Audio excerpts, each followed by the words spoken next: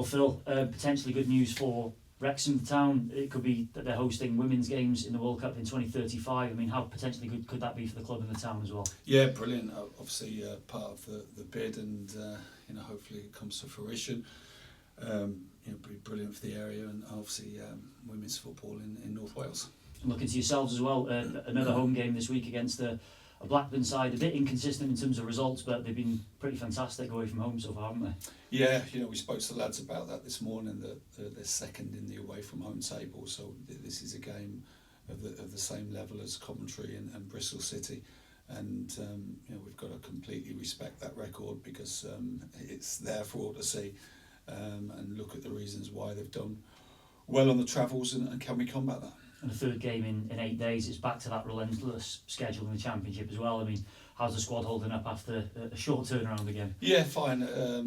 Always you're going to get a couple of kind of knocks, and after the game Wednesday, Josh Windass was ill after the game, and into Thursday, so we haven't seen him till this morning. So we'll just monitor that. A couple of other things. Sam Smith got a whack on the calf when he came on, but yeah, normal kind of routine kind of things you'd expect, and we'll make a late decision on the team. And generally speaking, I mean, you mentioned two of the players there. They've been competing for places with people like Kiefer and Josh and Nathan competing as well. I mean, in terms of the competition throughout the squad, how fierce is it at the moment? I think it's good to have competition, but it's good to players to understand that at times, we'll change the team round, just to kind of try and find that spark of freshness and in the side. So yeah, that's what every manager's doing that, and it's assessing the group, in terms of like a player's got knocks or look a bit fatigued or looking better than we expected, and that's it. It's not set in stone that you're going to make wholesale changes. It's an assessing the group as you go into the next game. And in terms of the statistics, clean sheet record, the home form's drastically improved. 7 games unbeaten now in the league as well. It all feels very, very positive ahead of what is another big game against an established club on Saturday. Yeah, huge game. And yeah, well, obviously we're pleased with the recent run, and I spoke to the lads today about an understanding of what we've been doing well, and continuing that, and we're certainly not going to get carried by any shape or form.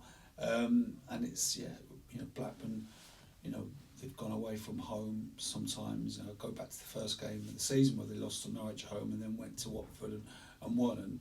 And we've looked at a lot of the games, and I think times teams may have underestimated them. And secondly, they've got a real work ethic in the side, and we've got to be ready to match that.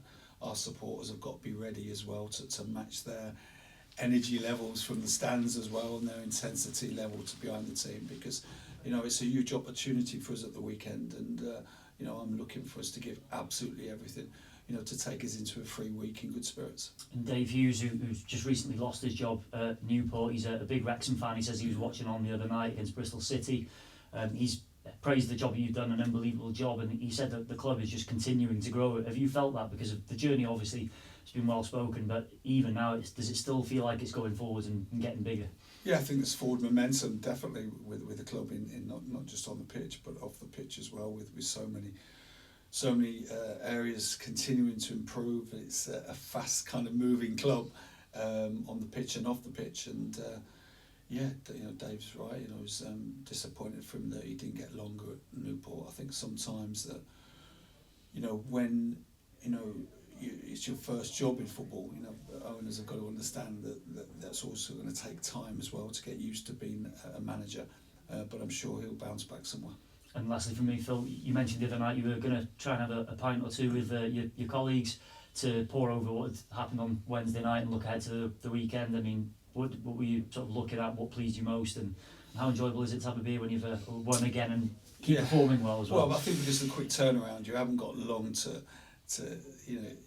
kind of look back. It's pretty much as soon as we meet, and we just had a couple of drinks to start looking forward to Thursday training, because obviously with the lads who were in particular the lads who didn't play on Wednesday, needed a good training session, because some of them could be starting at the weekend. So very quickly eyes turn to the next opposition. There's a certain level of reflection on the performance against Bristol, but equally it's a real focus now on what we've got to do at the weekend. Thank you, Phil. Thank you.